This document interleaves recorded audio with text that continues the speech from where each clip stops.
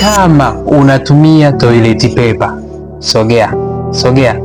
Kama unatumia toilet paper, acha toilet paper yako. Ukiona imejaa damu baada ya kuitumia, basi wewe ujue una tatizo la bawasiri ya ndani.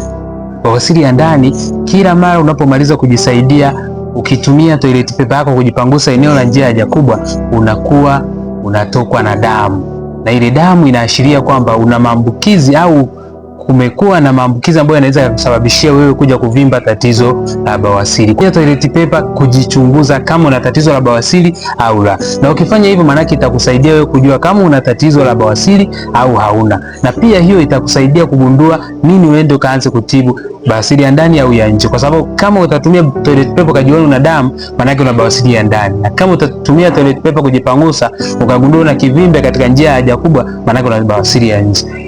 Usihangaike kufanya upasuaji, maana bawasiri inatibika bila upasuaji. Karibu na asante.